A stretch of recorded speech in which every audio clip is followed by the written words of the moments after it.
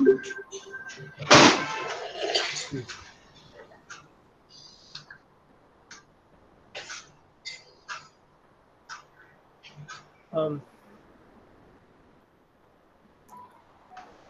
behalf of Nehru Memorial Museum and Library, I extend a very, very warm welcome to all the participants in today's webinar. In particular, I welcome Professor Surinder Jodhka, who is an eminent sociologist from Jawaharlal Nehru University. He has done commendable work on agriculture and on social systems, and has especially focused on northwestern India, including Punjab and Haryana.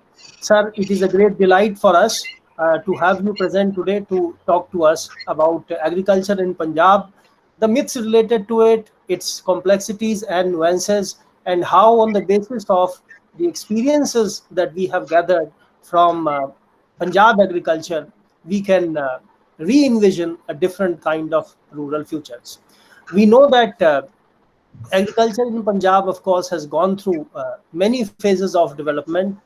There was a phase starting from around from the middle of the 19th century, when large tracts of land in western Punjab, which had remained uncultivated due to lack of water, they were gradually settled down because as a result of the British colonial policy, the British wanted the retired soldiers to settle in these places. So they started what is called the canal colonies, and a large number of such canals were dug up, especially in the western Punjab, which was drier as compared to the eastern Punjab, which is with India now, including Haryana, of course.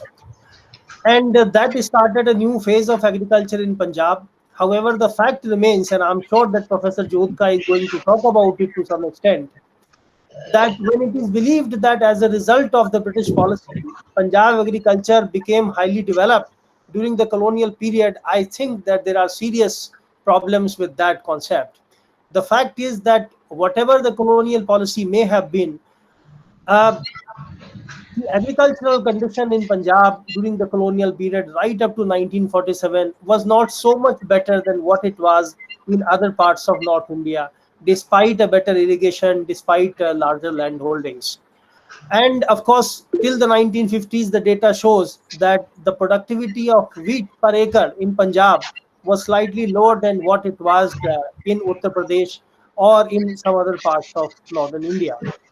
Of course, after that, a new situation was created. Green Revolution came, and within a decade or so, Punjab moved ahead in terms of productivity, and then, of course, in terms of procurement of food grains, which went a long way in creating that image of agricultural prosperity. And as Professor Jodhka is going to argue that all that started changing from the 1990s with the onset of the mechanization. So I will not delay it any further. May I now request you, sir, Professor Jodhka, to proceed with your lecture. Sir. Thank you very much, Dr. Mishra. Thank you for inviting me. And this is going to be a slightly different kind of lecture. I'm not an economist. Most of the debate on agriculture is dominated by economists, which I think is part of the problem. I'm also not a historian, so I think Dr. Mishra has already told you more about the history of Punjab than I know of Punjab agriculture. I'm a sociologist, social anthropologist who works on ground and tries to make sense of how things are and try to kind of, in some sense, make arguments which I hope also have policy relevance, not in the sense in which economists talked about policy, but I think as social scientists, we do need to, at some level, engage with our empirical world and give it a direction, or at least suggest certain directions. Again, it depends on the state system and other actors to take them seriously or not to take them seriously. As researchers, I think we should remain researchers and not become activists and ourselves become kind of advocates of certain kind of ideas. But at the same time, we can't be free of the context in which we are living, and which also involves certain kind of political, what one should say, not exactly positions, but the contexts are themselves political, and those contexts then obviously generate political discussion, but I think there is space for an empirical engagement with the world outside, and that is what I've been trying to do in my work, and this is what I will try to kind of do today. This is something which I've just started thinking about. I thought it would be a good place to kind of talk about. It needs a lot more work, so it's kind of not even yet work in progress. It's something which kind of is tentative ideas I've been trying to think about, and I think there is some kind of what one should say value in thinking on those lines. I think one of the important aspect of or outcome of what is going on the borders of Delhi, these farmers' movements, is that we have begun to talk about agriculture, not only in newspapers but otherwise also. Agriculture is something that people have suddenly begun to realize that it is not as simple as we thought it used to be. Uh, this is not something which is new. Protests have also been going on at some level.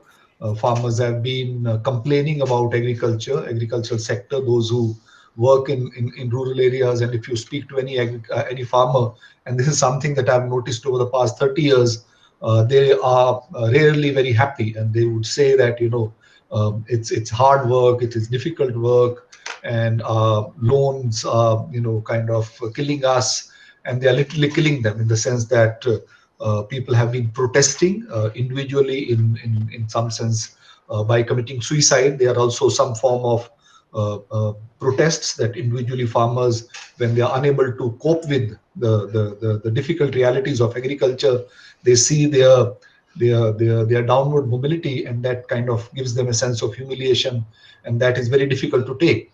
And that's when people kill themselves. So I think suicide at some level is not something which should ever be celebrated, but I think there is an element of protest in it, which I think farmers have been doing.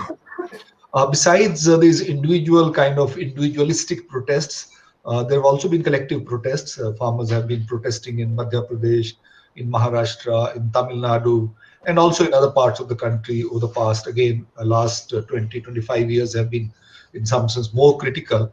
And these are also the times when agriculture has seen a steady marginalization in the national life.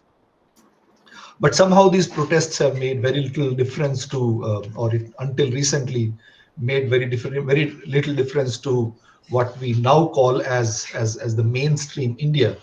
And I think the India that we live in, the India that began to, at some level, take shape sometime in the early 90s, was a very different kind of India than what it was before that. And this was the India of the urban middle classes. And the urban middle classes, even though their numbers were not very large, their numbers are still not very large. And some people would say that over the last 10 years, the size of middle class has actually been shrinking in India. But they have indeed become what we call as the moral majority. They are the ones who set the narrative, where the term is very popular. But it is the middle class that in some sense, owns India in many ways, owns the idea of India or the imaginations about India, and the manner in which India should be talked about is all at some level very urban, in a very kind of broad sense of the term.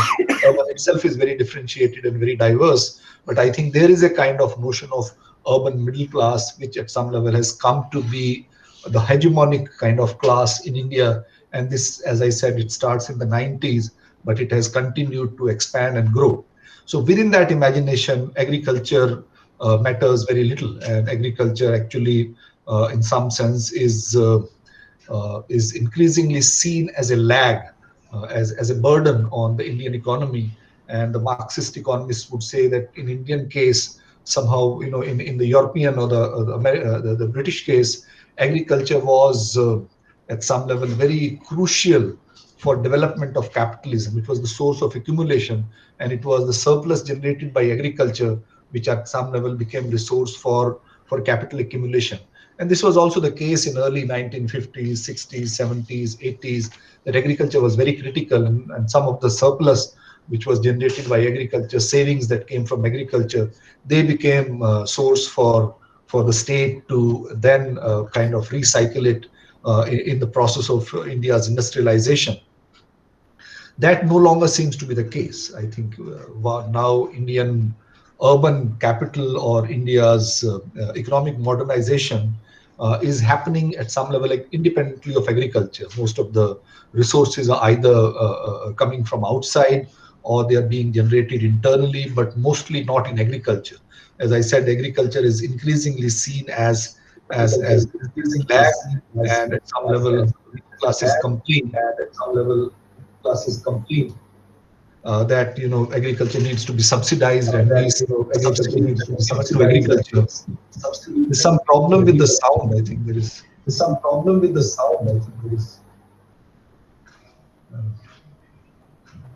hearing my own voice.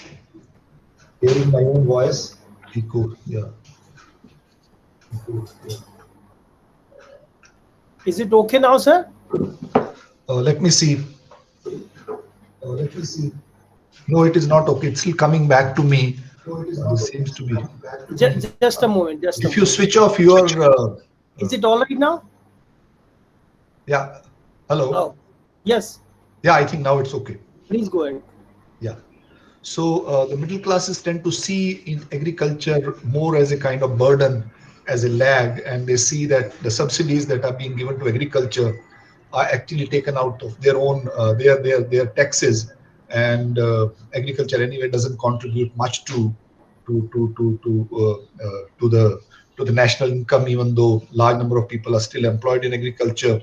Its share has been coming down from like 50 and 60% in the early 1950s to now some people would say 12-13%, at the most 15%, including some other allied sectors. So this is kind of a new India where we think of imagine India from the urban context. And at some level, there has been what we call as the othering of rural and othering of agriculture. And that is very surprising because 2/3 of India continues to be still rural, and agriculture continues to be the largest sector of employment in India. So I think the kind of attention that agriculture needs has not been given. And even when it is given, I'll come to this point in a little while in greater detail, it is done in a manner that actually creates more problems than solutions. As Dr. Mishra earlier said, that Punjab at some level has a special place in the history of Indian agriculture, particularly during the post-independence period. And given that the present context in which we are talking about, that is farmers' movement, it also started from Punjab. And they have also in the process brought Punjab back to the center stage. I mean, along with marginalization of agriculture, there has also been a process of marginalization of Punjab. So Punjab, though, is a very small state of India. Historically, Punjab has been very important in the history of country, and even in the contemporary times, in sociologically and culturally. If we look at what we call as the Indian food outside globally, it's largely Punjabi food. Even in dress pattern, Punjabi dress has become a very kind of common dress of, say, for example, even if you go to interior Telangana or interior Kerala or Tamil Nadu, you'll find women wearing Punjabi suit. And Punjabi music is something which is kind of become an Indian music, and everywhere young people kind of in their parties would play Punjabi music. So Punjabi culture has at some level much larger presence than its size. And if you compare any other state, I don't think any other state has this kind of influence. Politically also, Punjab has been very critical, even though we don't talk about it as we used to earlier. Punjab was the region along with Bengal which was partitioned at the time of India, and that at some level becomes a very important marker of India's identity, because that's where boundary is physically drawn, and that's why Kashmir is so important for India. So there's this border in Punjab, and that in some sense remains very critical. Punjab also at some level is a signifier of India's diversity in a very interesting way, despite the fact that we have had Khalistan movement in 1980s. But Sikh is a very important kind of, symbol of India's diversity. The turban at some level globally is seen as something which Indians wear, and within that, the Punjabis' presence also becomes much more visible than it actually is, numerically speaking. Sikhs are only less than 2%. Punjab is also occupies around 1.5% of the total geographical area. So compared to that, Punjab has had much greater presence in the Indian kind of self-imagination. And as Dr. Mishra was saying, that until 1990s, Punjab was also economically the leading state. Some of the younger people may not know Punjab was the state with highest per capita income, and this was from 1950s to almost until early 1990s. In even I think 1980s saw difficult times in Punjab, political disturbances, but even then Punjab remained at the top in terms of agriculture, in terms of its per capita income, because agriculture was very important to the Indian economy, and Punjab was the state where agriculture was most dynamic. Uh, it's declined in 1990s, post 1990s, which we've been talking about, and it declines for various reasons. I think most important is that Punjab economy begins to change. Agriculture no longer remains the main sector of India's dynamism, or dynamism of India's agriculture. Khalistan movement played a very negative role both for the Sikhs and for the region, and it has had a negative impact on the presence of Punjab in Indian mind. And it was not something which was a popular movement. That's a separate story. Some of you might already know how it was actually at some level encouraged by the central government at that time, and then it became a kind of something which was difficult to control. Punjab also declined because it failed to produce a new generation of political elite, which could give it a direction, which could take it to out of those kind of issues. Instead, we had a kind of self-serving political elite and bureaucracy, which had been turned into an extremely corrupt and self-serving bureaucracy during the Khalistan movement. That's a separate topic on which some people have already written, but I think a lot more research needs to be done. That there was a new kind of elite formation that emerges in Punjab by the end of 90s, which is actually prospering from the misery of common people, and that remained entrenched for a very long time. Some of the remnant perhaps still will be there. So all this at some level marginalized Punjab in the national economy, both for itself, and there was also, I think, this elite, what I call as the prosperity trap, in the sense that there was a small class of people who had reasonably good amount of income, and because of their relatives living abroad, they have this sense of being very rich and very prosperous, and there is excessive consumption culture. So that also kind of keeps Punjab self-obsessed, and that has been a negative its effect has been quite negative for the region.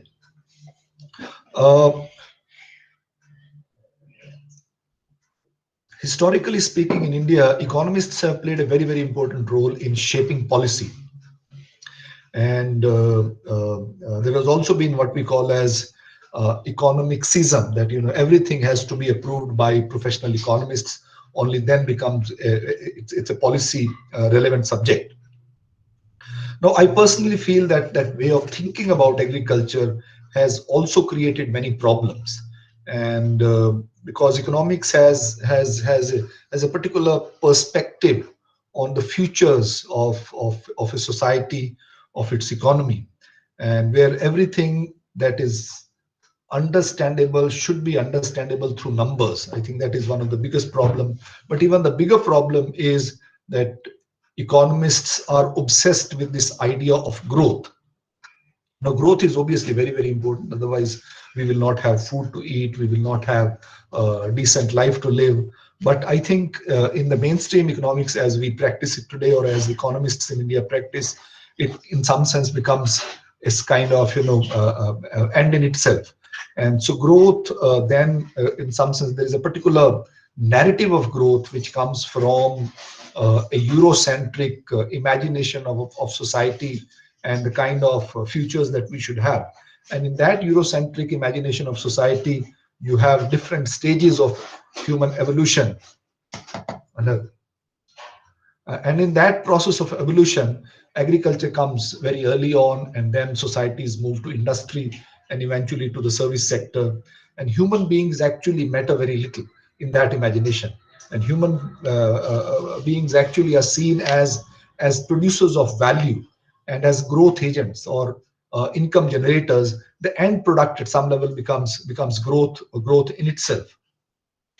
So I also work on caste, and I've seen economists working on caste, and they would talk about the relevance of caste because it produces market inefficiencies. That, if you're practicing discrimination on caste basis, that would lead to inefficiency of market. What if discrimination produced more growth? Will that be acceptable? So everything has to be seen in terms of growth numbers, and growth then it becomes a kind of an end in itself. And as I said, the very idea of growth, this idea of economic change, is very, very Eurocentric. It's very Eurocentric because there's a particular imagination of the world which unfolds in the 19th century Europe, which is also partly based on the colonial imagination and the manner in which a white man had prospered in the 19th century, which at some level sees capitalism as an end in itself, or so-called consumption centric human as an end in itself. So that at some level is seen still as sacred. And economists, if you talk to any economist, they would talk about growth numbers. If growth numbers are good, everything is fine. If the growth is less, then everything is bad. And if growth is high, poverty will be taken care of, human development will be taken care of. Even something like human development is imagined in terms of growth numbers, that if your human beings are educated, healthy, they are more capable, and they are more capable to work for industry, work for growth. So that, I think, is a very serious kind of theoretical problem through which we think about our societies and our economies. Uh, so why does agriculture become a lag? Again, in the similar kind of imagination, because India has two-thirds of its population still living in rural areas. Nearly 45% of 40%, 40 to 45% of main workers depend on agriculture, but it generates only around 30 to 40% of national income. So agriculture needs subsidies, and as I said, middle class sees that this subsidy comes from its own texts, and then there is also a kind of narrative or imagination where farmers are seen as irrational, outdated, and stupid, and these rural people, because they are not educated, they are not able to do well in life. So there is a kind of self-imagination of the middle class, which is self-obsessed, and in the process it tries to congratulate itself by othering the rural. So I think this process is very, very strange because it is happening in India all the time. Now, coming to the second point of my presentation today is the Punjab story. That's what I think Dr. Mishra started with, that how Punjab's agriculture is a specific story, even though one can talk about Indian agriculture in a general sense, but there is something which is very specific about Punjab, which I think there is something called Punjab exceptionalism. It is very different from rest of the country, and we need to also simultaneously recognize that India cannot be a singular kind of narrative, right? When we are talking about India's economy, when we are talking about India's culture, when we are talking about India's politics, we need to recognize region as the locus point, and that's how I think we need to think in terms of futures of India. So historically, different regions have had different history, as again Dr. Mishra was talking about.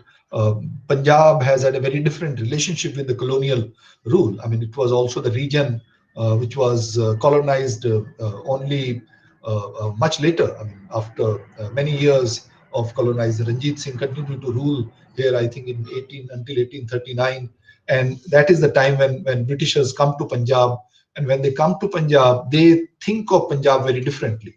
And Punjab was a region which was also seen as potentially developable, like other regions. Unlike other regions, like most other places, agriculture actually saw a decline during the colonial period. Bengal, for example, the Banga, Bengal, Bihar region, it used to be one of the most prosperous region in the world at that time. These are Gangetic plains, and when they come here, they introduce their policies. and actually those policies lead to decline of agriculture in Bengal, particularly because of the permanent settlement. And there's plenty of literature which shows how the colonial rule actually took Indian agriculture towards the backside rather than developing it. And there was also a process of ruralization of India, and Indian cities declined during the colonial period, and that also created more burden on agriculture. This is again a historical fact that people know about. But Punjab was different. Punjab, as Mishra said, it was a region which was seen as place which could be developed, where retired army personnel could be settled, and they invested in building infrastructure of agriculture. I don't think any other region with they developed agricultural infrastructure. They put in railways through which they could export cotton from India to Britain for its own cloth mills, but very rarely did they put in infrastructure for agricultural development or irrigational development.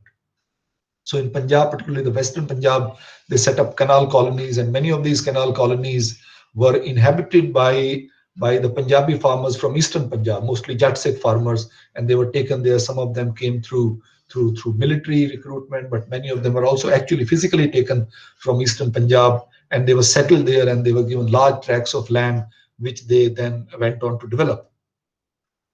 And if you look at the post-independence period also, when we have serious food crisis, when the Nehruvian government is faced with the serious crisis of food grain production, Punjab is again seen as a region which could solve India's food grain problem. And they actually go on to, at some level, develop Punjab agriculturally. And I'll just show you some numbers, and then I'll come back to a regular discussion. So unlike most of India, Punjab agriculture continued to grow. Can you see the slides? Yes, sir. Okay, yeah. So after independence, if you look at the first 15 years, 14 years, it's very interesting that agriculture in Punjab grows at 4.6%, which for agriculture is a very, very high growth rate, right?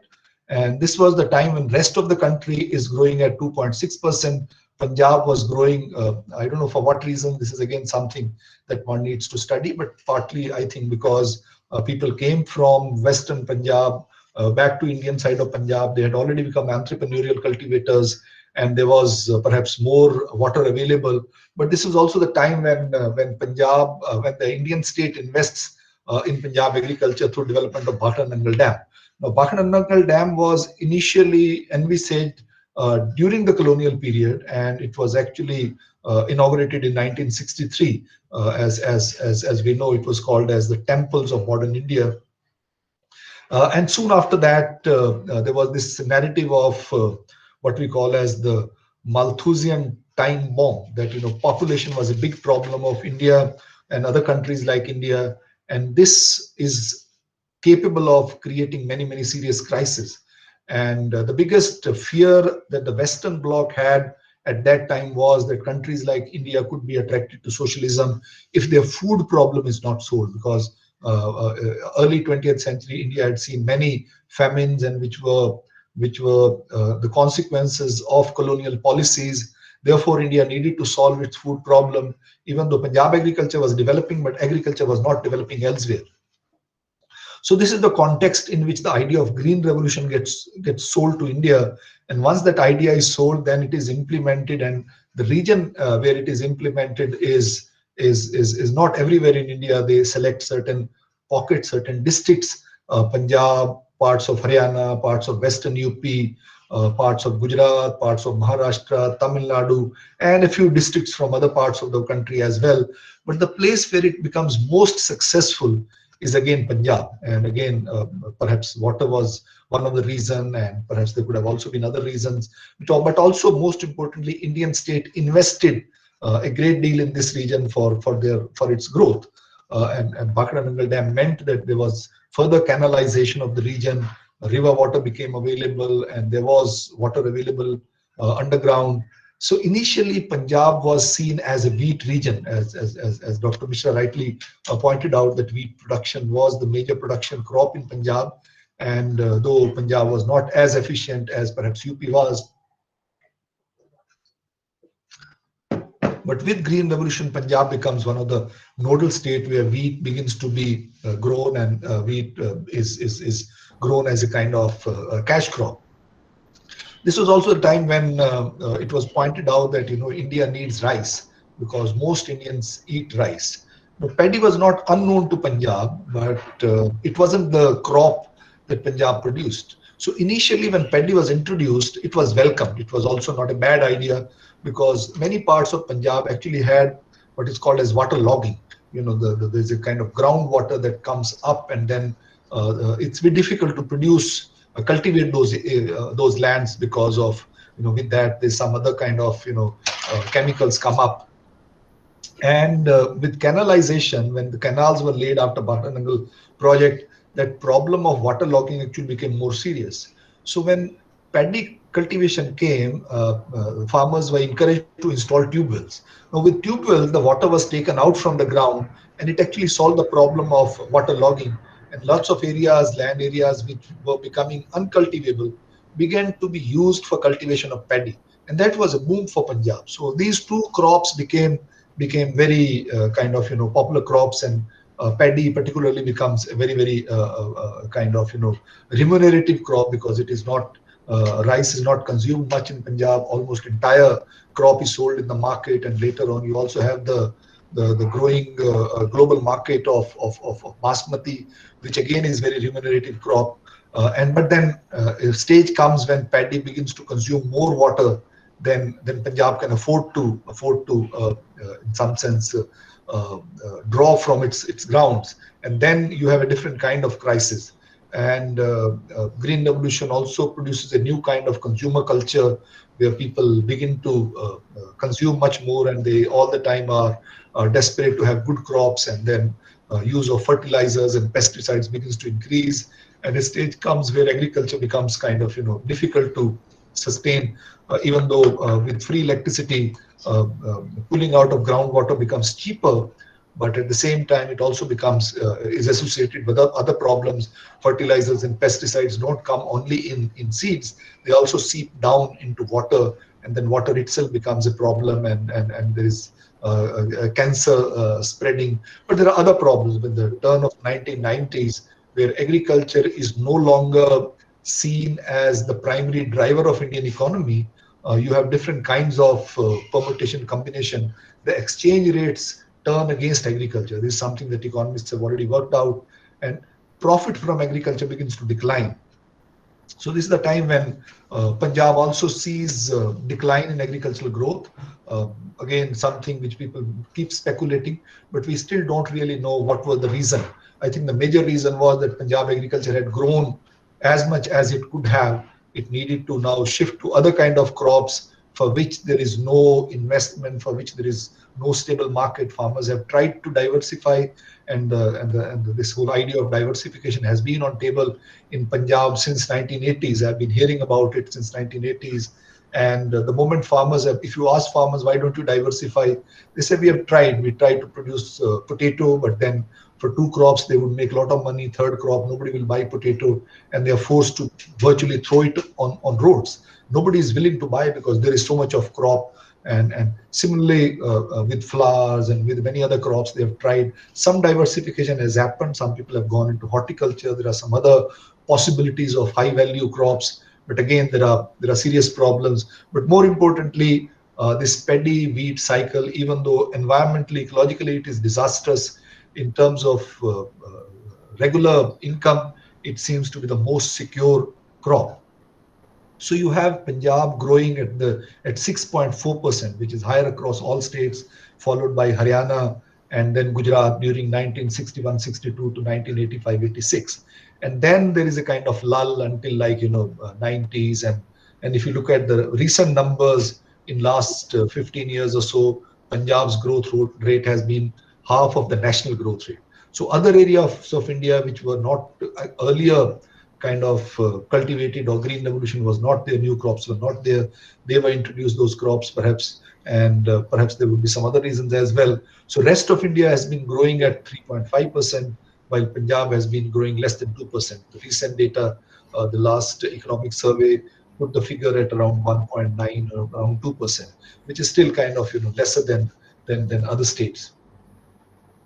So Green Revolution saw much more extensive, the adoption of Green Revolution technology was much more extensive in Punjab as compared to other states, against the national average of 31% in 1974-76. 54% of the total area in Punjab was under high-yielding variety seeds, and 73% for rest of India and 95% Punjab a little later. 83, 85. Similarly was the case for use of other inputs such as chemical fertilizers, pesticides, tube wells, tractors. Again, the numbers are kind of, Punjab has much larger numbers of tractors, much larger use of chemical fertilizers. Now, very interestingly, this is the time when Punjab sees an interesting change in its cropping pattern. From 21 crops, the number of crops that are produced come down to 9, and within 9 also, these are basically 2 crops, that is paddy and wheat. They become the dominant crop. In one season you produce wheat, another season you produce paddy, and that is something which in some sense has become also part of the problem, but it gives you stable income, and there is also a support price, and there are mandis. So there is a kind of stable structure, and farmers are always living on the edge, and they are always indebted. They are not really earning a lot of income, and their expenses have gone up because the aspirations have gone up. They also want their children to study in private schools. They send them to cities and stuff like that. So there is kind of expenditure level has gone up, but incomes have kind of stable. So but Punjab again has, as I said, there's a kind of difference in Punjab. Exceptionalism is a wrong word perhaps, but Punjab is not really like rest of the country. If you look at the holding structure, what has happened in Punjab in last almost 50 years, there's been a lot of out migration, and most of the people who have out migrated are the landowning families, young people, the Jat Sikh farmers and the children, and they have left the villages, but they are not really, most of them have not sold their land. There has also been exit of very small holding landowners from agriculture. They don't do agriculture, and there is a process of what is called as reverse tenancy. The tenancy was generally understood as kind of poor people leasing in land from rich landowners and becoming tenants. While in India, in case of Punjab, the reverse is happening, that well-to-do or entrepreneurial farmers who have some capital in their hand, they lease in land from people who want to lease in land, lease out land, because you have only 2 acres of land. You find no value in cultivating 2 acres because you have to organize all kinds of inputs. So you lease out that land mostly on cash basis, like 50,000 rupees per season or per year, and you get 1 lakh rupees for 2 acres. And then besides that, you can do other odd jobs in the city. You don't really have to cultivate land.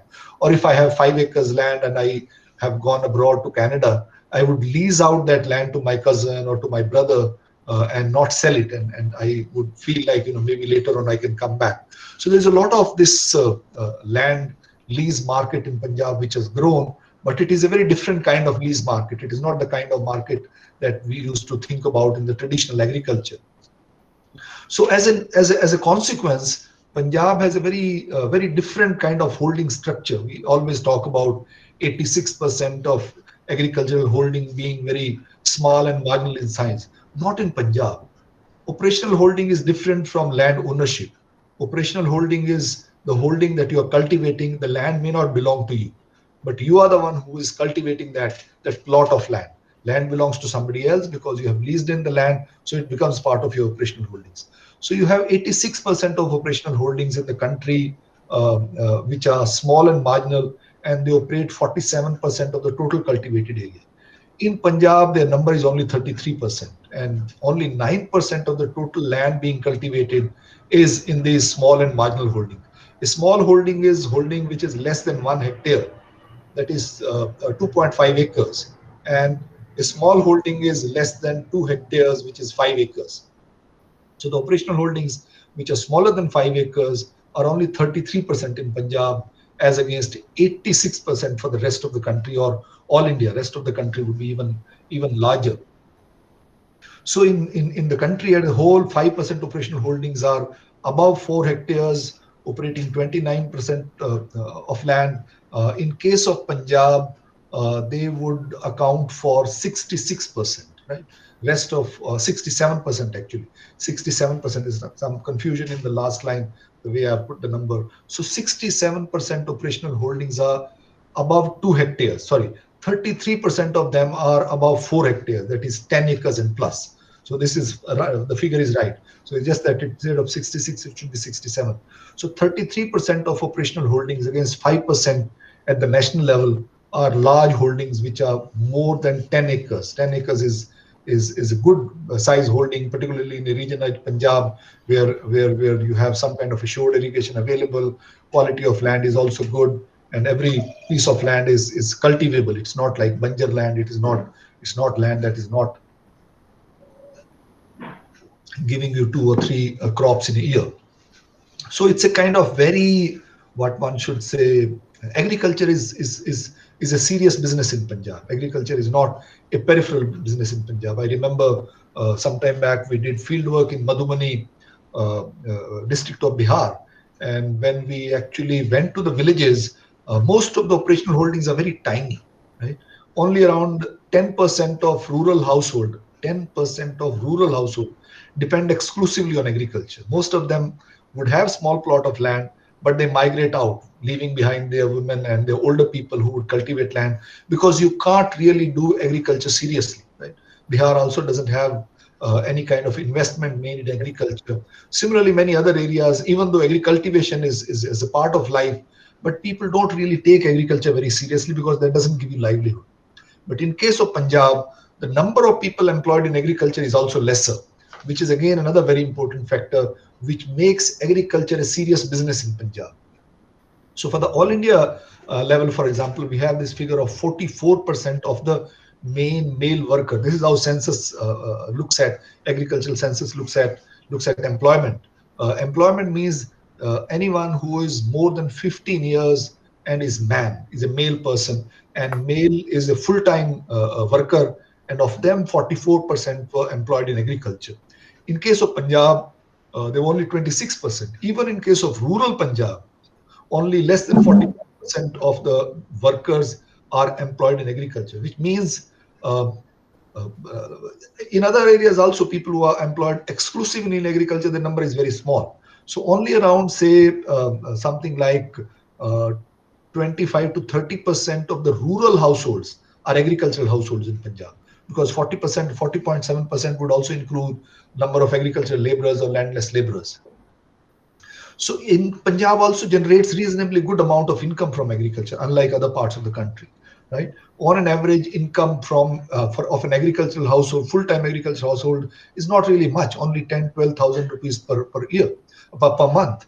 In Punjab, it is 23,000, which is also not much. I mean, think about our middle class people. We all get even see at my field, if you're a lecturer, or even if you're teaching on contract basis, you would make at least 30 to 40,000 rupees, right?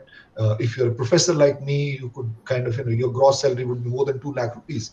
So a farmer on an average makes 23,000 rupees in Punjab per month on an average, which is much higher than double the income than at all India level.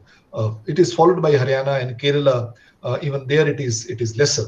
So Punjab is also much lesser poor. Only 7% of rural people are poor, and Punjab is one of the very few states where rural poverty is lesser than urban poverty.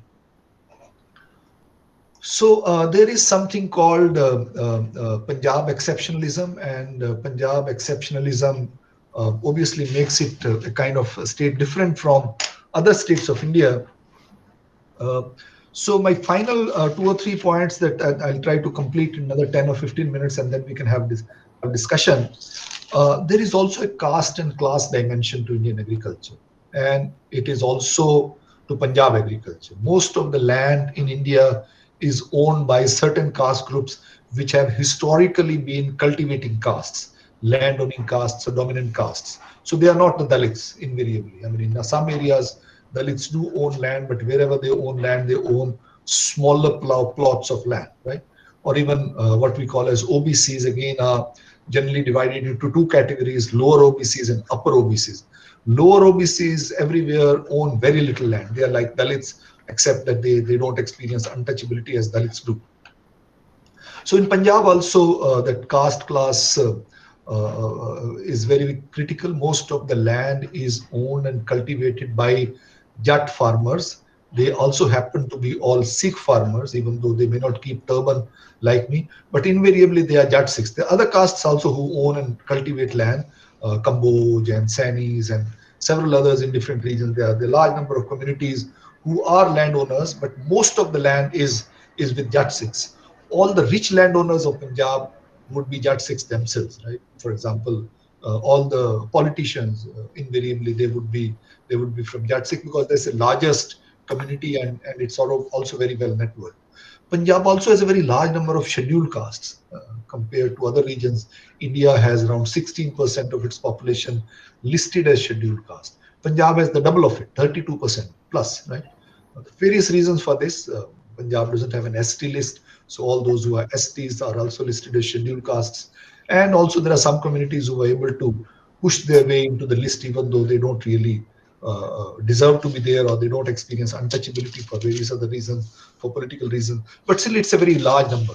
More importantly, Dalits in Punjab don't own land. Only 3% of agricultural land belongs to these 32% people, right? They are landless partly because of historical reasons, because colonial rulers passed a law where they were declared as non-agriculturist castes and they were not allowed to own land. Now, there are many dynamics which have happened, local level conflicts between caste groups. I think I will avoid going into that. But just the point that Dalits are almost entirely landless and they have gradually moved away from agriculture in some parts of Punjab, in Doaba region, Majha region. Dalits avoid working on land because they also have their own social and political movements. So for them, question of dignity has become much more important, and most of the land work is either done by farmers themselves or they employ migrant laborers. And Punjab agriculture has also seen massive mechanization. With mechanization, the number of labor required in agriculture has also come down very significantly, and that has other factors. But this is again a separate topic. I don't want to kind of spend too much time on that. How do we revision? This is my last point, and I try to wind up another 5 minutes, and then we can have discussion. How do we revision rural futures? Given the case of Punjab, what do we learn from it? I think this is again, as I said, is an idea. I've started thinking about it, and I think we need to spend much more time on this because we have two, three models of rural futures. One is the flat evolutionary model, which are in some sense advocated both by the modernizers as well as by the economists, whether they know it or not, whether they think about it or not. There is an assumption that we are moving towards becoming a modern country, and modern country means country of city, country of industry and service sector, where agriculture would be a tiny part of the economy, which can again be run by corporates like it has happened in the United States of America, where you can have labor working and machines working. We don't need agriculture. We need only basically industry and service. So this, in some sense, completely eliminates agriculture from the mindscape of futures. Second, in some sense, his model was given by Gandhi. Gandhi very interestingly talks a lot about village, but Gandhi doesn't really talk about agriculture. We don't really have much, what one should say, thinking in Gandhi about agricultural processes. Gandhi was actually had nothing to do with the village. Actually, he was a baniya, as he himself says, and he was not born in a village. He develops ideas about India as villages from a very colonial kind of imagination, right? It was the Britishers who advocated this idea, and he picks it up when he's in South Africa, and he likes it, and he then develops a kind of critique of modernity by counterposing Western civilization with India's village, which actually is a colonial construct in his own, the way he imagines village. But when he begins to go to village, he realizes there are many problems with that imagination, and he revises his idea. I have a whole paper on this. So that Gandhian imagination of agriculture can't take us very far, right? Because he has not really said much about agriculture. The only thing he talks about is things like trusteeship, that big landowners should take care of the poor people in the village and should protect them. And then there is this whole idea of Bhudan, which is popularized by his disciple Vinoba Bhave. And Bhudan was complete disaster. It did not succeed at all. Hardly anybody gave land under Bhudan. Even when they gave, it was not land which could be accessed by people who were handed over that land. So we don't really have a Gandhian perspective on agriculture, right? Agriculture cannot be just village, and one should not confuse village with agriculture or agriculture with village. As I was talking about, a smaller proportion of population now is engaged in agriculture who are living in village. So there's another kind of problem with Indian social sciences and Indian policy making and Indian middle class, where we tend to couple agriculture and village. These need to be decoupled. Agriculture at some level is much bigger than village. And another level, village is much bigger than agriculture. Right? Village is not simply agriculture. And about that, Gandhi was absolutely right, that village also includes artisans, village also includes many other people. It's a world in itself. So similarly, agriculture can also be kind of commercial agriculture. It could be, forests. It could be fisheries. It could be all kinds of things. So agriculture is not something that we have really thought about. But more importantly, I think we need to look at agriculture from the second part of that word also. Agriculture is also a culture. And it is that culture aspect which is coming out very strongly if you look at what is going on the borders of Delhi, where the culture of agriculture, how Punjabi community has been able to come together globally. And this imagination can go very far. Now, farmers' movement will go on for some more time, then there will be some resolution of it. We don't really know where will it go. But there are some very interesting points that are being posed by this process, and that is the identification that people have with agriculture even when they leave their village, even when they leave their country, even when they leave their communities, they come back to it. And I think that is where the imagination of agriculture goes very far. And that's where I think we need to, at some level, revisit the notion of agriculture that economists have and try to think of agriculture very differently, think of agriculture as a way of life. Related point is that our futures are not going to be European futures. Our context is very different, right? European futures were European futures. They had the ability to colonize rest of the world. They colonized us, but they also colonized Australia, New Zealand, Canada, and United States, and they occupied those large tracts of land, right? So these are all Europeans who are living in all these countries, all these regions, and they could think about, organize their lives very differently. And I think we should recognize that there are no laws of human evolution. Humanity is not evolve. Humanities, in some sense, make themselves. There is a kind of context-specific options that you have available, and within those options, human beings at some level act and create different kind of lives for themselves. So given that reality, we need to think of our own context. And in this context, the kind of modernization, industrialization that is happening, we are not going to generate employment in industry and servicing sector. Right? Even from an economics perspective, agriculture becomes a very, very important site for engaging populations. Right? Somebody is an economist from Oxford calls it's a sponge. Surplus population can be engaged in agriculture, but it can be made more interesting.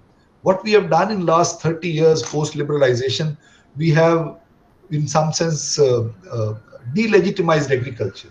Agricultural occupation have very little status in society. If you're a farmer, One of the crises I remember, somebody was doing work on farmer suicide, and one farmer reported that we can't even get married because we are farmers, right? So there is a kind of decline of farming as an identity, and that is a social problem. And that's where I go back to the point I was trying to make, how middle class has become a moral majority. If you ask a young man in village of Haryana, which I've done, or even young women in villages of UP and Punjab who are educated, who are going to school, none of them would want to live in the village and pursue agriculture as an occupation. Not because it is not rewarding, not because it is not interesting. You can do many things with land, you can do many things with agriculture, but as a society, as a culture, we have in some sense downgraded agriculture to a level where it is not seen as any kind of meaningful future, right? And then obviously related to it is question of ecology, that we need to rethink about, and then think of land as not as commodity, not as something which only produces crop and gives us food, but land that also gives us identity, land that also gives us culture. And this is something which is already there in our culture. If you look at folk cultures, they identify with land very differently. So, how does one go ahead with it is something which is still a big project, and many of us need to think about it, and think about it in a very cultural way, not in a purely economic way, whether it is viable holding or not viable holding. And then you need to kind of rework communities. You can't work with half an acre of land in rural Bihar. But Bihar, for example, has some of the best lands in the world. These are Gangetic plains. They become hopeless places. Right? You ask anyone, 14-year-old child will tell you, no, I don't want to stay in the village because there's no hope there. They're literally hopeless. So you move out, you come to Delhi, and you work as rickshaw driver or as security guard if you are kind of well networked.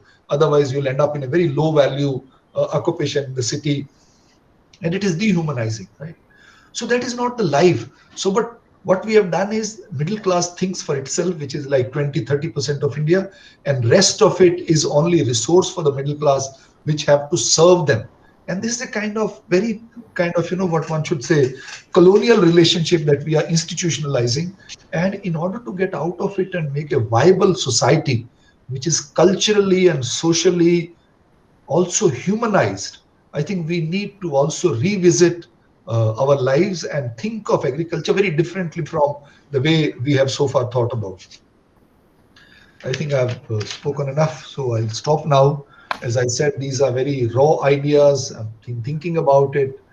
They may not sound very scientific, but I think there is something which there's a lot of comparable literature. People who are working on climate crisis, they are also talking about it. There is also whole literature which is emerging on what we call as degrowth, which is also talking about it. So these are ideas which I think can be taken forward very seriously. And what we see as science were also ideas because they came from white man, they came in the garb of science. We take them very seriously, and they are actually creating more problems for us than they are creating solutions for us.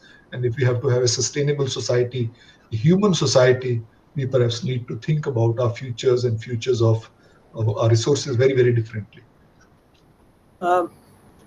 Thank you very much, Professor Jodhka, for presenting a marvelous, what I will describe as a sociologist's account of Punjab and its agriculture. And in fact, you have answered many questions, but you have also raised many questions. Your lecture has raised many questions in my own mind also.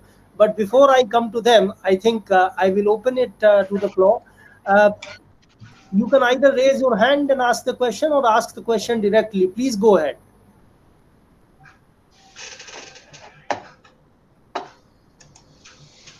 Any questions or comments, please be focused. Yes, Iqbal, you want to ask something? Go ahead.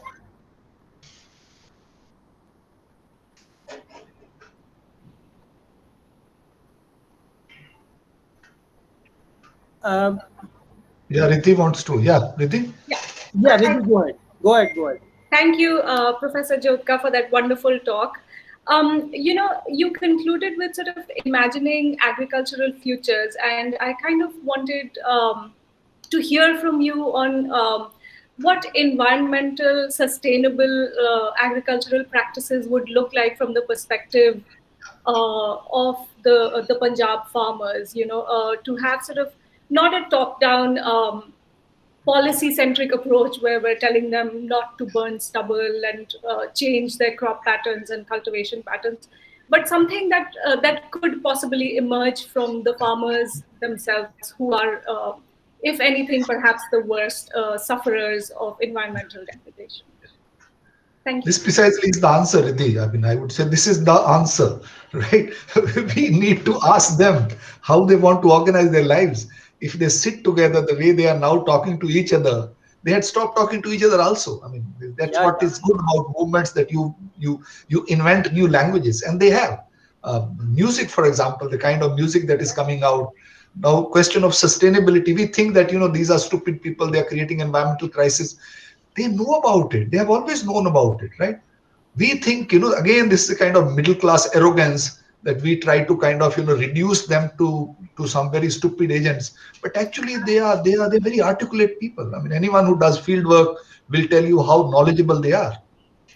So that is where I think question of sustainability, ecology are being again talked about by middle classes, again in a very kind of, elitist manner. And they think that we have the solutions and we need to tell them this is a viable alternative. I mean, who are we to tell them, right? We are also there. I mean, we also have our own stakes. Not that we don't have any stake. We should tell them, right? But we should talk to them rather than tell them, right? We should listen to them rather than just tell them. And these have to be localized solutions. I think we need to begin with by abandoning this macroeconomics perspective, and that is where the biggest threat lies. And this macroeconomic is very, very kind of colonial mentality there. Every solution has to be found in an office where 5 economists are sitting and they are feeding some data in a computer, and that is what is going to give you the solutions. And that is actually the problem. And we know they are not able to give any solutions. Yeah, sorry. No, I was just going to add to this and say, as an economic anthropologist, I'm all for reclaiming the discipline from economists and sort of having a more, people-centric. Can you come again? Your connection was lost. Can you come again? Oh, I'm so sorry. I was just saying that as an economic anthropologist, I completely, second your perspective that economics is too valuable to be, just left to the economists. And as anthropologists and sociologists, we should be more active in it. Thank you. That's all from me. Any other questions? There is one more question from Hardeep Singh.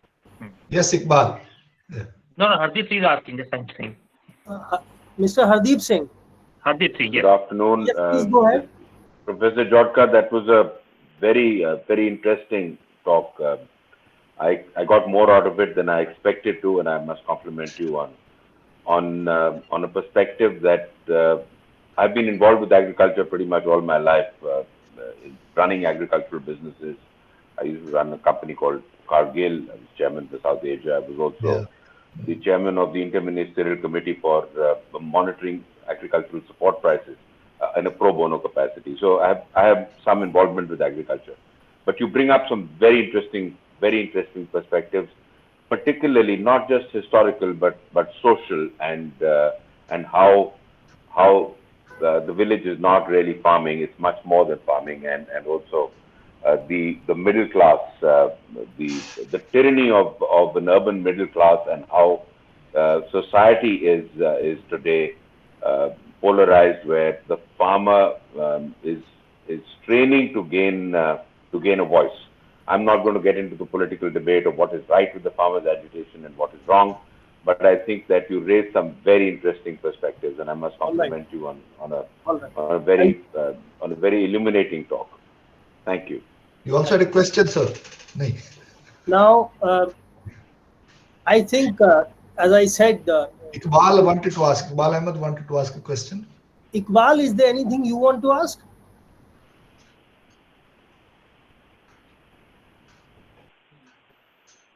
Hello, can you hear me, sir? You want to ask something? No, there was a question from one of our audience, and the question is, how much does Punjab agriculture depend on migrant workers. What will be the approximate number of migrant workers in the Punjab?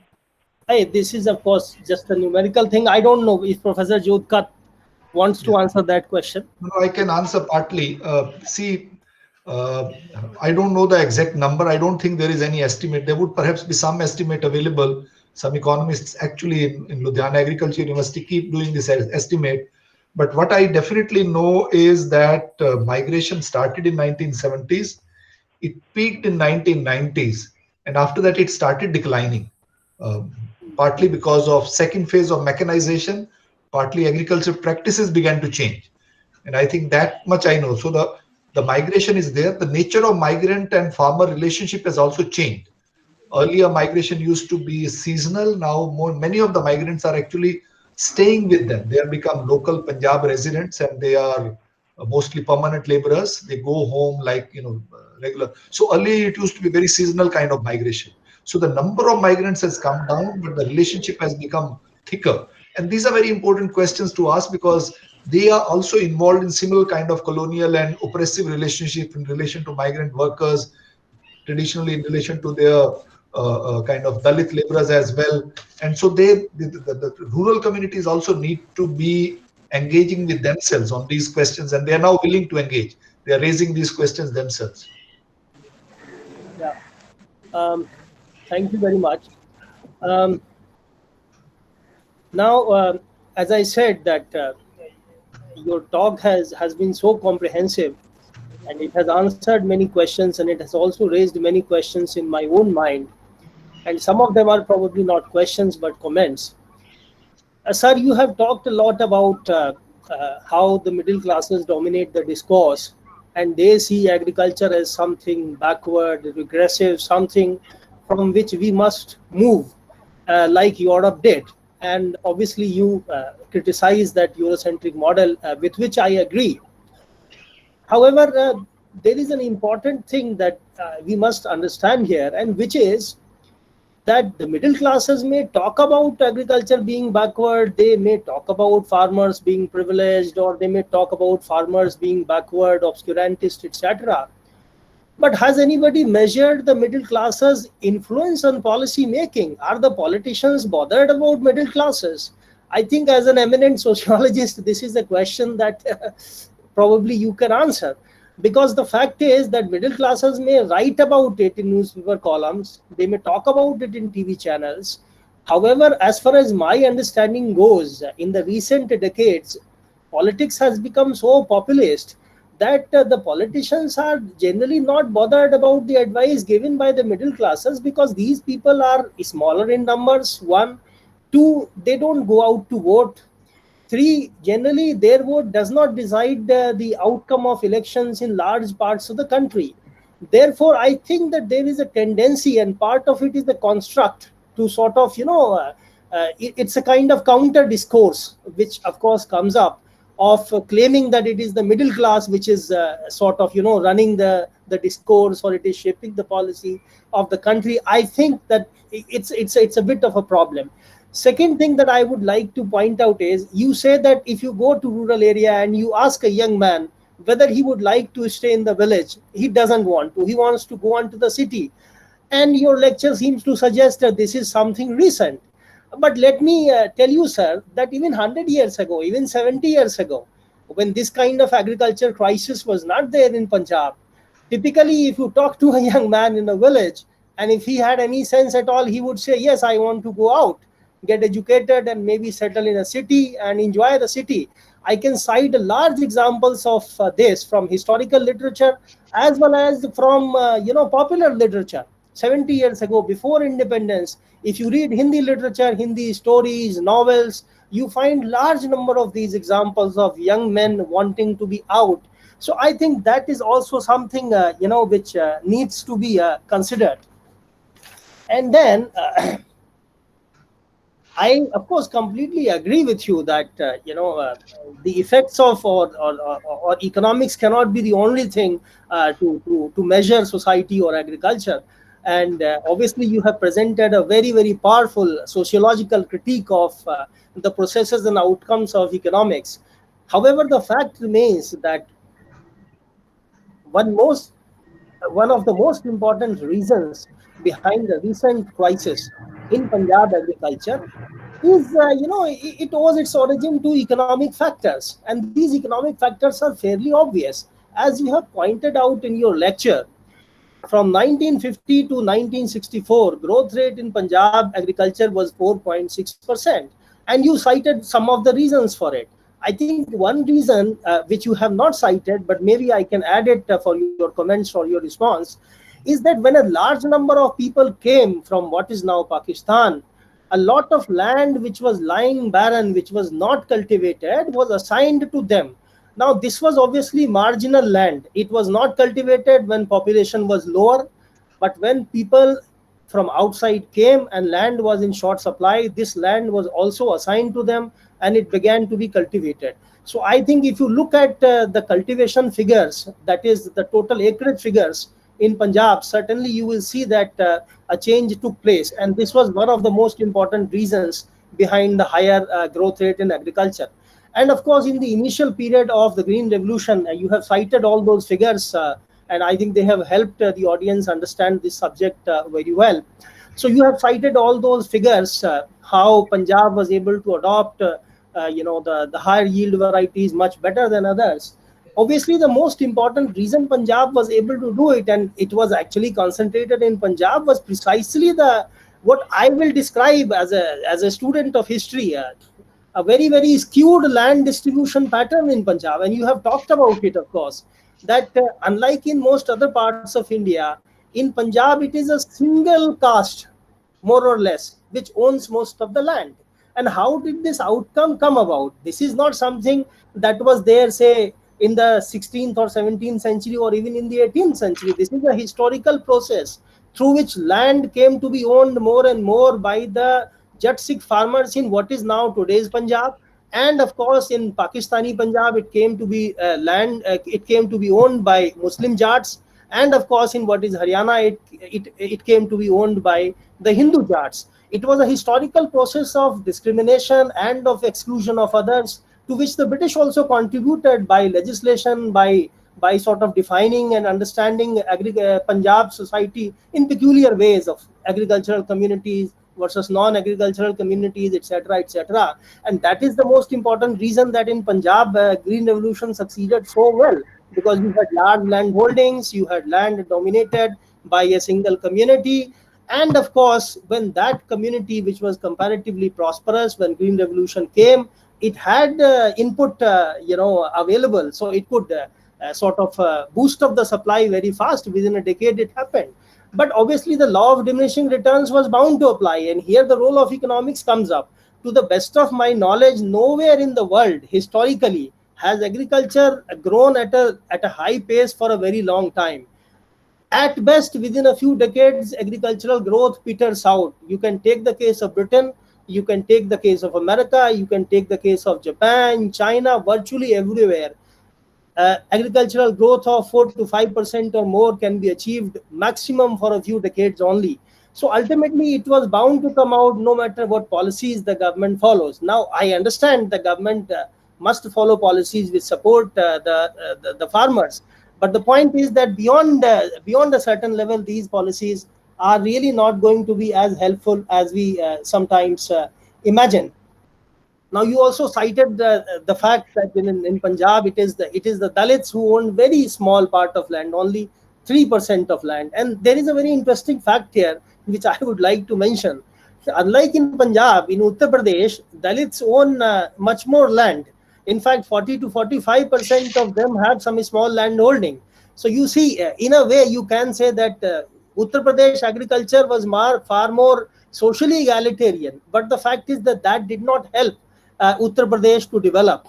So probably, and this is a question for sociologists to answer and to explore. So probably there is no real connection here between between a higher kind of more egalitarian distribution of land and obviously a progress of agriculture.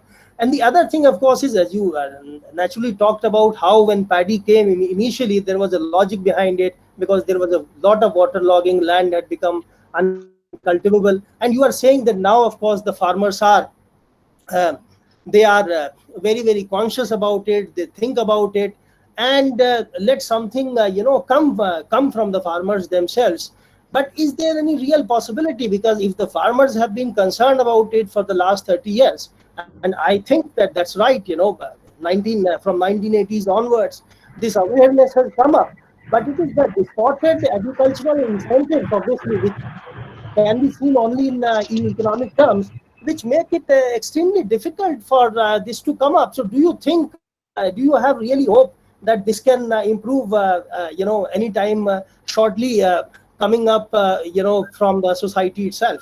Thank you. Thank you very much, Dr. Mishra. Yeah, some of your questions are obviously very, very important. Let me go one by one, and I'll try to respond. One can think differently. I think we don't need to completely agree on everything. Some of this is also matter of perception, and some of this is matter of perspective. But there are also some facts. Middle class influence, I don't think there's any doubt about it. See, if you were to look at the longer term, from say mid 90s till say 5 years from now, all the policy is middle class centric. What do you mean middle class doesn't matter? I mean, individual like you and me may not matter, but where is the investment going on? What is urban infrastructure? What is smart cities? Every single decision that any government has taken in last 20 years, middle class has been the priority. And the whole entire kind of, the way we have a small book on the Indian middle class, the way middle class narrative of anti-corruption politics plays out, and the way Indian democracy has been completely hijacked by the middle class narrative. There could be moments, last 2, 3 years, 5 years, one can think about differently. But on the whole, if you look at a longer period of time, 20, 25, 30 years, it is middle class centric. And the manner in which, for example, all of us live very privileged lives, and the kind of privatization of securities happening, the manner in which labor is being imagined of people from rural areas, it is all entirely for middle class consumption. The entire economy is structured for the consumption of the middle class, and the consumption becomes the source of growth, source of demand. The entire language that is spoken on the day budgets are presented, the way in which reforms are being talked about, it's entirely centered around urban middle class. The whole thing about insurance, every single thing, as I see everything is being geared towards the middle class. But obviously there is corporate capital, but that's again is the same kind of locus within which that is being operated. So you're trying to produce a consumer, even when we talk about poverty, so I think middle class remains at the center. Agriculture doesn't get talked about. Agriculture doesn't get, their opinions don't matter. If that mattered, then things would have been very different. But again, as I said, this could also be a matter of opinion. You don't see it, I see it everywhere. This middle class that matters. Sections of middle class may change. The old elite might go out, the new elite might come, but they are again the same kind of cluster where consolidation is happening. Young people wanted to go out. Yes, definitely. I mean, that's how historically many of us have come from rural areas. And if you look at globally also, movement from village to the cities is a very common thing. But there are two things. One is that it is precisely the point that starts right from the beginning, from the colonial period as well, that mobility means moving out of village.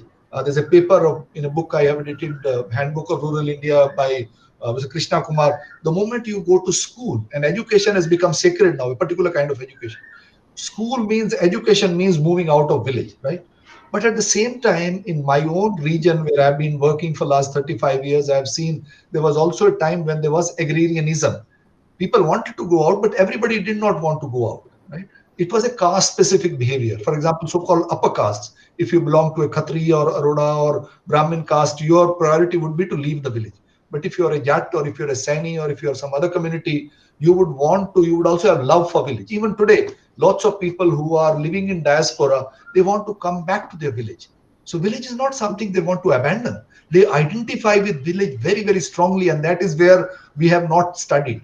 We have not looked at agriculture as culture, the kind of identity. People are coming from Canada just to be with farmers for a day, and then they go back. They are singing songs about agriculture. This is something that simply we have ignored. Just because we don't have that kind of cultural repertoire does not mean that it doesn't exist. I think there are agricultural identities, and globally there are agricultural identities. You read Raymond Williams, he's talking about Britain, and he's talking about the same thing sometime in the 1980s. So there are these agricultural cultures which I think we need to take very seriously, and then see, not everyone in the village is identified with agriculture. Not everyone wants to go back to the village. But there are also lots of people who have been attached to land. A Dalit would have very little to do with the village. They want to run away. They don't have it. I mean, they also get beaten up in the village. So their relationship with the village is very different from people who historically have had land and cultivated land, and their families have talked about songs about agriculture. I'm not saying that we should celebrate agriculture. I'm just saying that agriculture needs to be seen more than an economic activity. And that means looking at it as a cultural process. You talked about economic factor being reason for crisis. See, Dr. Mishra, rest of your questions are actually then taking me into the economics narrative. I don't want to be drawn into it. Yes, of course, they are there. If you're thinking about economic logic, of course, these crops have become unviable. Punjab should have never agreed to produce paddy. But who consulted for Punjab farmers? Who asked them to produce green revolution? Did they want green revolution? Was there any consultation? There was absolutely no consultation. Paddy, yes.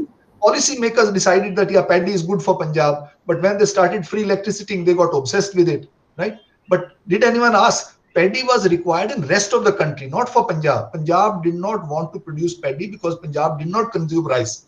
So paddy was produced in Punjab because rest of the country wanted paddy. That's why this whole PDS system was introduced. That's why minimum support price was introduced. It was introduced for the country. 95% of the paddy produced in Punjab was procured by Government of India for public distribution system. Did you consult them?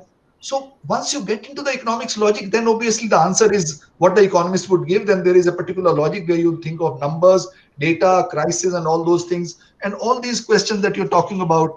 But yes, I mean, the question of you talking about productivity went up because people came in. That is not true, right? Punjab had population exchange, right? People came in, people also went out. Punjab had 52% Muslim population. Punjab today has 1% Muslim population. The current Punjab has only 1% Muslim. If I may. No, होगा थोड़ा बहुत data मेरे को exact मालूम नहीं है, लेकिन lots of people, lots of these regions were vacated by Muslims. They were thrown out. From Haryana तक जो है काफी violence हुआ था. यहाँ से बड़ी सारी population गई भी थी. That is possible. You're right. I mean, your hypothesis may be correct that people came in, but productivity agriculture is good in Punjab. There are 5 rivers. That is why it is called Punjab. So this whole region from Punjab till Bihar and West Bengal, if you look at the quality of land, this is absolutely high quality of land. And it can always be, if you have 2 or 3 or 4 crops, obviously productivity can go up without green revolution, without high-yielding variety seeds, without chemical fertilizers. That is the point I'm trying to make. I don't really know the reason. There might be actually, numbers might have been more. Yes, there were numbers more. Land holdings became smaller. But there were people living here as well. But so one needs to that could be. But again, Punjab experience is Punjab experience. Every region has its own specificities. If you compare Punjab with Bengal, Bengal also saw partition. Bengal's experience is very, very different. Another point about land distribution, I think that's a very, very important point, and actually I wanted to mention that in a very different way. So again, we are stuck in a particular kind of egalitarian narrative where we think everyone living in the village should have a plot of land. Why should everyone living in the village should have a plot of land? Why should not everyone living in the city also have a plot of land? Absolutely. Right? So what has happened is, by land reforms, what you have done is, what again urban middle classes, urban ruling classes have done, is completely finish off rural agrarian lobbies. Right? Punjab and Haryana and some pocket of Western UP and some other parts of India, Maharashtra and Gujarat, these are the only regions where you have some kind of agrarian lobbies. In Bengal and Bihar, there is no agrarian lobby. Even when the productivity goes up, who benefits? It's the local money lender in Madhubani who benefits from agriculture productivity going up. There are no APMCs. So they buy land, the farm produce from local farmers, and they bring it to Punjab to sell in Haryana to sell at minimum support price. And they make money out of it. So because there are no agrarian lobbies left in Punjab, in Bihar and Bengal, because of land reforms, right? So one should think in terms of, viabilities of different occupations. Everyone doesn't need to do cultivation. Everyone living in village doesn't need to have half an acre of land.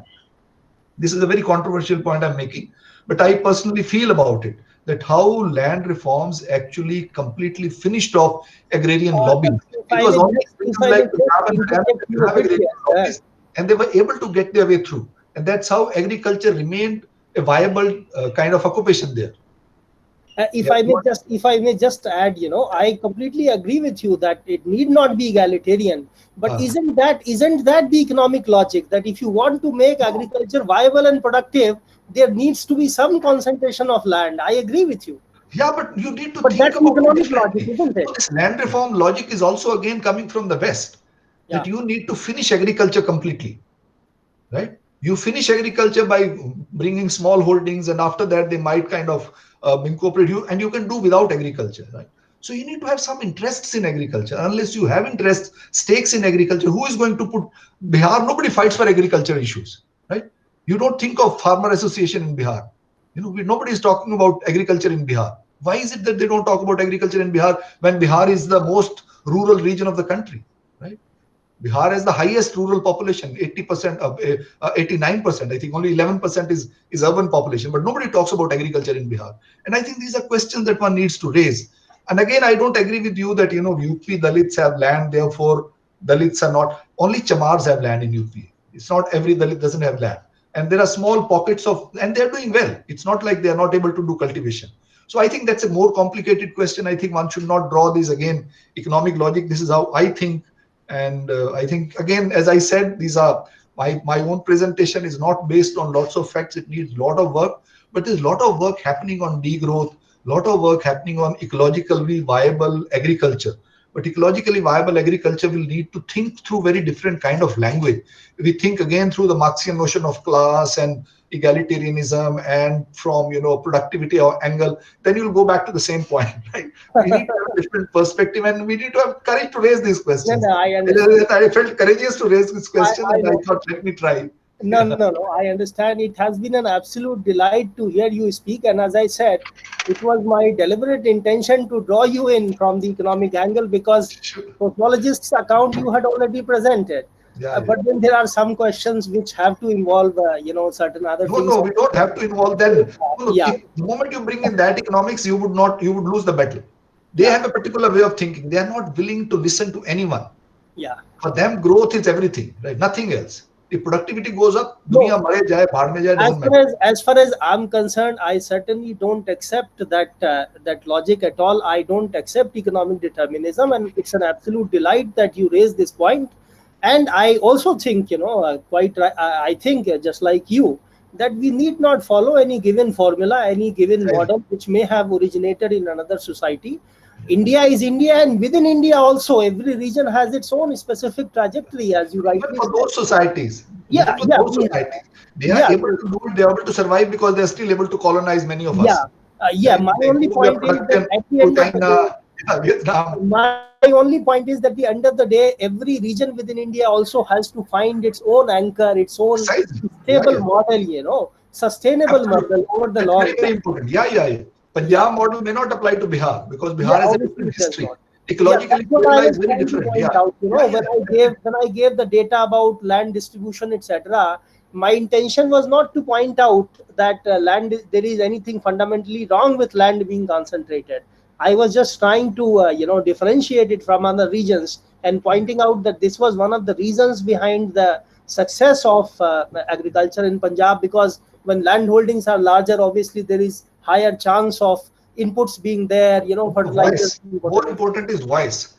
Yeah. Agriculture is said voice because they had land, they had stakes in agriculture. Even now they have stakes in agriculture. That's why they are fighting for it.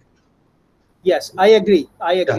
So thank you very much. It has been an absolute delight, as I said, to hear you speak on this subject, as always.